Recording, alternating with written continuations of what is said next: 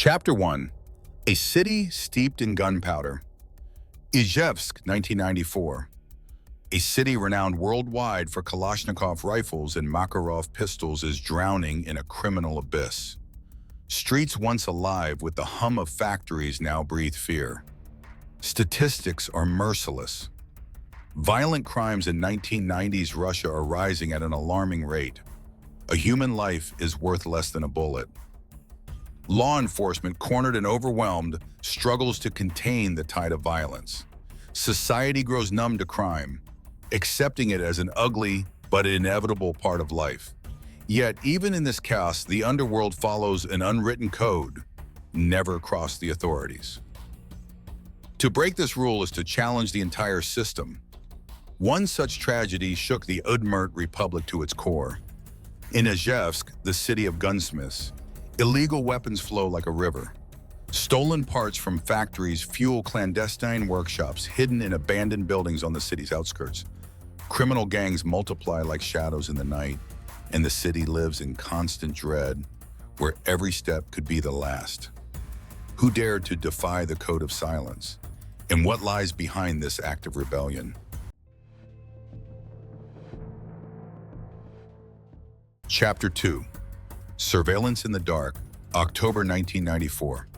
A chilling tip reaches Izhevsk's Internal Affairs Department. Boris Kultashev, a man with no criminal record, is planning the contract killing of 3 businessmen. The victims' names and the date are known. Operatives, weary from the endless fight against crime, launch surveillance.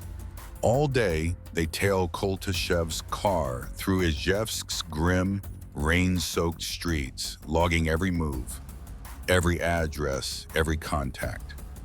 His battered Zhiguli weaves from industrial zones to residential blocks, but nothing seems suspicious. Late at night, Kultashev parks near a building and enters an apartment, the home of the Perevoschikov family. The operation feels routine, but one detail sends a chill. Kultashev is the son-in-law of Udmurtia's Deputy Interior Minister, Nikolai Perevoschikov. Why is he under surveillance? And what secrets tie him to the family of one of the Republic's most powerful men? Chapter 3. The Night That Changed Everything. 4 a.m. October 8th, a phone call shatters the silence at Izhevsk's Internal Affairs Department. A trembling voice reports, Deputy Minister Perevoschikov and his family have just been murdered. The caller is Boris Kultashev. Operatives, still bleary from the night shift, race to the scene. A cold stairwell greets them with a splintered door marked by the print of a large boot. Bloodstains, like a grim trail, lead to the crime scene. In the bedroom, Nikolai and Nina Perevoschikov lie dead, gunned down in their sleep. Their daughter Tatiana perished shielding her young son Ruslan, saving his life at the cost of her own. Their elder son Igor protected his fiancée, sacrificing himself. The younger son, Sergei, miraculously survived, hiding under a table. Shell casings from a Kalashnikov and a Makarov pistol litter the floor, a testament to the killer's brutality. Kultashev, Tatiana's husband, is alive. He crawled out from under the bed, claiming he hid during the attack. How did he survive? And why was he the one to call the police? Chapter 4. Traces of Betrayal. Nikolai Perevoschikov was more than a deputy minister. He led the fight against organized crime. His operations, including the upcoming Signal crackdown, struck at Izhevsk's most powerful gangs. The murder of his family was no random act. It was a brazen challenge to the system.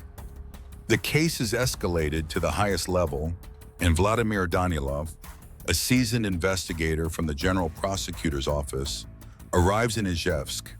He takes charge of a team of young local investigators determined to uncover the truth. At the funeral, attended by thousands of grieving residents, whispers circulate. Kultashev, who reported the murder, didn't show up. Rumors swirl he's been arrested. But why? Danilov notices odd details. Koltashev called the police, yet he alone, among the survivors, identified one of the killers, Dmitry Peshkov, nicknamed Jabba, Toad. How did he recognize him in the dark, amid chaotic gunfire? And why was Koltashev himself under police surveillance the day before? Chapter 5. The Web of the Gang.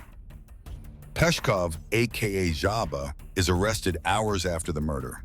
During interrogation, he admits to kicking in the pair of Izhevsk's door. Forensics confirm it. He names his accomplices, Dmitry Malyshev, Alexander Grishev, and Andrei Vershinin. The investigation digs deeper, and a chilling truth emerges. Koltashev is not just the deputy minister's son-in-law. He's a key player in the Malyshev-Koltashev gang, a group terrorizing Izhevsk. Their rise began with extortion. Malyshev ran a semi-illegal parking racket, forcing car owners to pay for protection. Money poured in, along with cars and loyal followers. Koltashev, never one to shy away from easy cash, joined them. Malyshev once worked with a businessman named Kostin, almost as a friend. They hunted together, filmed each other on amateur cameras, laughing, but money drove them apart. Kostin ousted Malyshev, and 2 months later, Kostin was dead. The murder went unsolved until now. Koltashev suggested eliminating Kostin through a third party, Arafis Salek, his bodyguard, who once held Ruslan, the Perevoshchikov's grandson, in his arms. Thus, a gang was born, bound by blood. But how did Koltashev, living under the roof of a deputy minister, descend into this abyss? Chapter 6. The Circle Closes. The arrests of Peshkov, Vershinin, and Grishev are just the start. Malyshev remains at large, but his days are numbered. Danielov's team works tirelessly, scouring the city. Every address, every lead is checked. Phones are tapped. Operatives comb abandoned warehouses and shadowy courtyards. Intercepted notes from Koltashev reveal his desperation. He instructs his accomplices on how to lie during interrogations to throw off the investigation.